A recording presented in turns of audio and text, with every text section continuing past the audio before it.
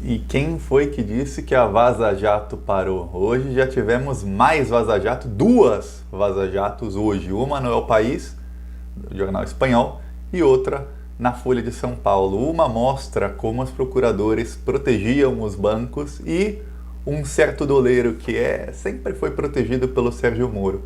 E a outra mostra como eles lidavam com a imprensa, com a comunicação e como os jornalistas assim, agiam bem fora da ética com a Lava Jato para ajudar a Lava Jato. Já vou falar disso, mas antes, se você desde o começo sabia que a Lava Jato era uma farsa, se inscreve no canal. É de graça, é um segundinho. Se você não sabia desde o começo, mas ficou sabendo agora, mudou de opinião sobre eles, também se inscreve no canal, que a gente faz oposição a eles e mostra a verdade que está aparecendo. A verdade sempre aparece, pode demorar, mas aparece. E agora está aparecendo cada vez mais. Agora vamos falar da primeira Vaza Jato. A primeira Vaza Jato mostra que é a do El País. Saiu hoje no El País. Se alguém estiver na Espanha, não estou mais, compre o jornal, está lá em espanhol, ou no site do El País está em português. E mostra como o Banco Safra é um banco que já foi denunciado na Operação Zelotes, já foi denunciado em outras operações da Polícia Federal, por vários escândalos. O Banco Safra fez um empréstimo de 10 milhões de reais em 2012 a um doleiro. O doleiro é nada menos que Alberto Youssef. Se você não sabe quem é Alberto Youssef, Alberto Youssef, ele foi condenado no caso Banestado a muitos anos de prisão. Eu não lembro quantos, acho que foi mais de 129 anos de prisão, se eu não me engano. Ele ficou 1 ano e meio preso antes do Sérgio Moro soltá-lo. Ele movimentou 42 bilhões de reais no caso Banestado. Ele ficou 1 ano e meio preso. Ele é bilionário. Inclusive o Sérgio Moro soltou ele. Imagina quanta parte desse dinheiro ele não embolsou e conseguiu esconder. Pois bem, ele também foi condenado na Lava Jato. Ele ficou 2 anos preso, 1 ano e 9 meses preso. Então, o Alberto Youssef, na Lava Jato, ele movimentou 10 bilhões de reais, é o que se estima. E um cara que movimentou 42 bilhões, depois mais 10 bilhões de reais, ficou preso no total menos de 3 anos. É isso. 2 vezes o juiz Sérgio Moro soltou esse doleiro. A gente vê como o Sérgio Moro e o Alberto Youssef são assim. Pois bem, em 2012 o Banco Safra, fez um empréstimo de 10 milhões de reais para o Alberto Youssef para ele comprar um hotel em Porto Seguro, na Bahia. Seria um hotel de luxo e tal, um empreendimento que a gente sabe para que ele usaria. Lavagem de dinheiro, esse é o nome. Pois bem, o Banco Safra, sabendo que ele era uma pessoa de alto risco, que já tinha sido condenado por lavagem de dinheiro, por ser um doleiro, ou seja, pegar dinheiro e levar para fora do país e lavar no exterior e colocar em paraísos fiscais, o Banco Safra tinha a obrigação de informar essa operação ao COAF. O COAF é aquele mesmo que está causando tantos problemas para o Flávio Bolsonaro e está mostrando. Mas o Banco Safra, não. O Banco Safra não mostrou isso para o COAF. Ok, os procuradores da Lava Jato, quando o Youssef foi denunciado e começou a ser investigado na Lava Jato, os procuradores perceberam que ele recebeu esse empréstimo do Banco Safra, que o Banco Safra cometeu esse crime de não informar isso para o COAF, porque é um crime. É claro que o dinheiro que ele ia pagar esse empréstimo seria dinheiro sujo, de onde é que ele ia ter 10 milhões de reais assim. Então, o Banco Safra cometeu ali uma ilegalidade e os procuradores tinham que ir atrás do banco. Mas é um banco. Os procuradores da Lava Jato nunca foram atrás de banco algum. Até uma Vaza Jato de uns 2 meses atrás mostraram que os bancos grandes, eles não quiseram ir atrás, eles foram atrás de bancos pequenininhos, às vezes de um ou outro executivo de banco pequenininho, para tentar começar a ir nos bancos, mas eles pararam. Ou seja, empreiteiras, Odebrecht, OAS, Andrade Gutierrez e essas todas, ou seja, quem fazia a construção civil, que cometiam crimes, eles iam atrás, eles prendiam, eles obrigavam a fazer a delação premiada e aí eles soltavam. Estão todos soltos, tem mais de 180 réus criminosos confessos que estão soltos hoje. Mas os bancos, eles nem sequer iam atrás. Não sei se é por medo ou se é simplesmente por conivência. Banco, deixa eles, os bancos roubam os brasileiros há tantos séculos, há décadas, então deixa roubar, continuar roubando mais ainda. E Aí o Deltan Dallagnol fala nas conversas e fala, ó, aqui tem um crime de compliance, é um crime financeiro, o Banco Safra tinha que ter avisado para o COAF, não tem como eles pegarem 10 milhões e emprestarem para o Alberto Youssef. É claro que ele está lavando dinheiro, é claro que ele... O Deltan não fala com essas palavras, mas ele fala que o Banco Safra tinha, que está totalmente errado. É claro que isso é para lavar dinheiro, é claro que ele vai pagar esse empréstimo com dinheiro sujo, assim... Eu não posso falar que com certeza, mas, sim, é um cara que já foi condenado por movimentar 42 bilhões em dinheiro sujo, pelo amor de Deus, né? Aí o Deltan fala até com o Januário Paludo. O Januário Paludo é aquele que a Polícia Federal viu conversas de um outro doleiro, o doleiro dos doleiros, o Dario Messer, dizendo que pagava propina para o Januário Paludo, entre outros, que não sabemos ainda quais. E o Deltan fala para o Januário Paludo fala, realmente, aí tá ruim. Bem, vai passando o tempo e eles decidem fazer um acordo com o Banco Safra. O acordo é assim, eles dão uma... não é nem uma suspensão, é uma advertência ao Banco Safra e o banco se comprometeu a não deixar que isso aconteça mais. Porém, a Lava Jato não fiscalizou isso, não tem como fiscalizar isso, então ficou por isso mesmo. Eles viram um banco emprestar 10 milhões para um doleiro, não informar o COAF. Depois o Banco Safra pediu a posse desse hotel, dizendo que esse hotel estava abandonado e que não tinha mais, e que estava sendo depredado e tudo mais. Em 2015, o Sérgio Moro falou, tá, pega o hotel para você, Banco Safra. Ainda deu para o Banco Safra o hotel. Veja bem. E aí o que aconteceu? O hotel continua depredado, tem fotos na matéria do El País, mostrando que agora o hotel está 100 vezes mais depredado do que estava em 2015. Quando o banco pediu o terreno do hotel para eles, eles falaram, está sendo depredado, a gente tem que cuidar desse lugar, porque senão vai diminuir de valor de mercado, a gente vai sofrer prejuízos aqui. O Youssef não está pagando empréstimo porque ele está preso.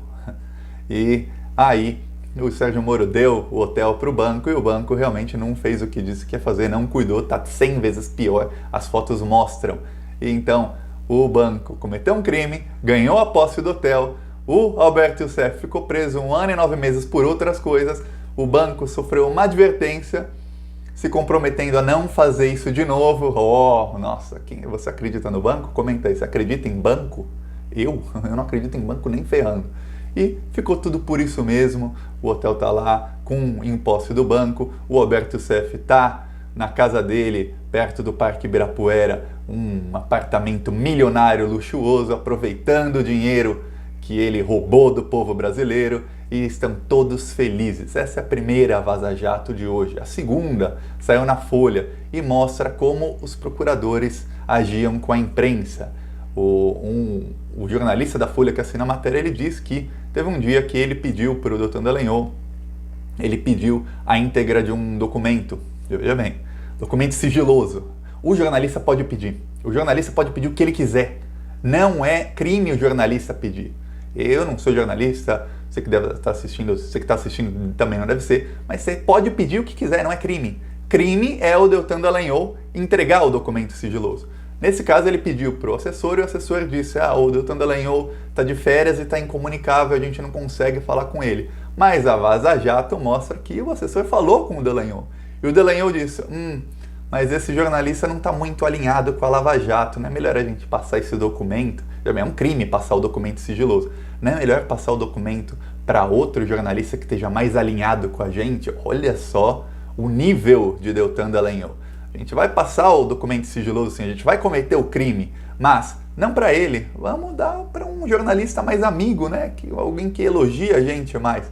Então, houve a conversa, ele não estava incomunicável e os assessores mentiram para o jornalista e os assessores até argumentaram que o Dallagnol falou, se a gente vai passar esse documento para alguém, é melhor não ficar sendo seletivo, vai passar mesmo, vai vazar, passa para o primeiro que pediu. E aí, depois disso, caiu no esquecimento, o Dallagnol não respondeu mais. Pois bem, esse é só o comecinho da conversa. Depois vai mostrando como O Moro, Sérgio Moro, 10 anos antes da Operação Lava Jato começar, ele escreveu um artigo acadêmico falando sobre estratégias de comunicação. Veja como eu sempre falo aqui de estratégias de comunicação. Veja como o Sérgio Moro, 10 anos antes, ele já tinha escrito um artigo falando de estratégias de comunicação de massa, de como manipular a opinião pública. Não manipular, mas colocar a opinião pública a seu favor. E ele usou a Operação Mãos Limpas, uma operação parecida com a Lava Jato que houve na Itália, que acabou com a Itália. A Itália ficou numa crise tremenda depois disso. Quebrou várias empresas.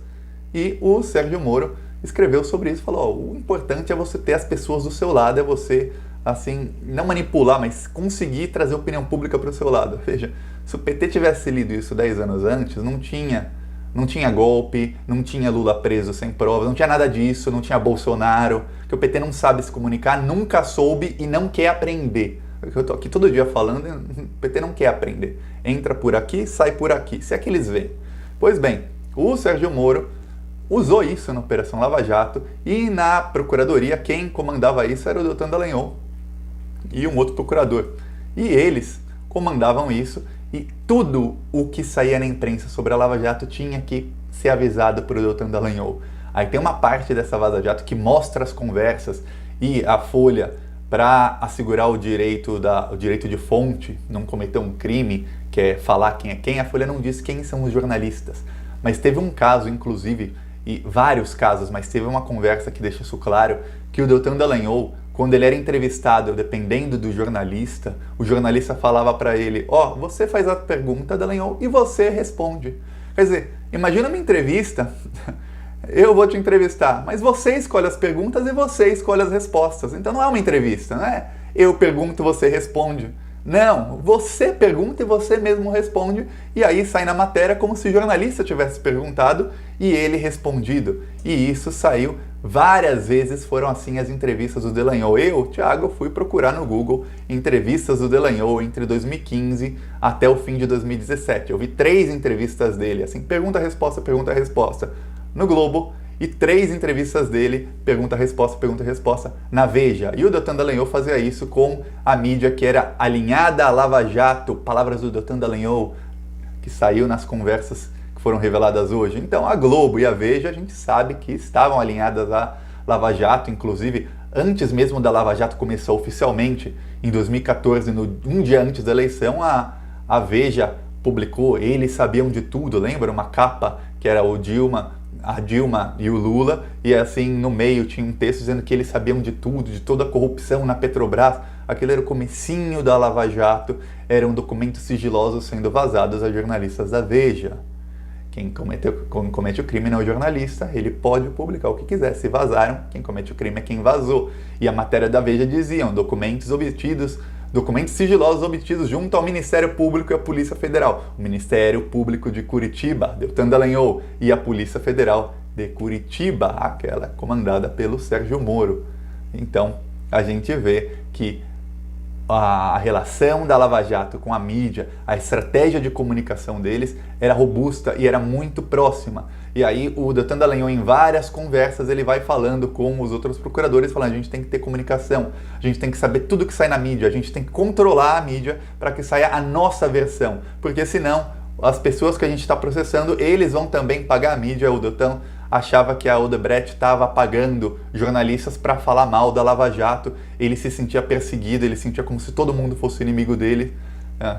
Parece até o Bolsonaro hoje, acho que todo mundo é inimigo.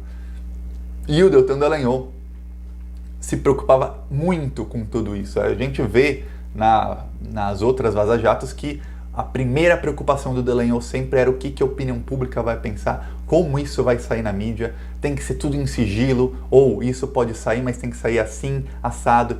Tem uma parte nessa vaza-jato que mostra que alguns jornalistas enviavam para o Deltan Dallagnol as matérias antes de publicar, e mostra que o Dallagnol e o Sérgio Moro, eles enviavam para jornalistas amigos antes dos outros informações sobre a operação. E aí quando o Sérgio Moro fez aquela condução coercitiva contra o Lula, às 6 da manhã já tinha repórter da Globo na casa do Lula, quando a Polícia Federal foi lá, lembram disso? Então a Vaza Jato está mostrando, as coisas estão, a verdade está aparecendo, e são crimes, tudo isso é crime.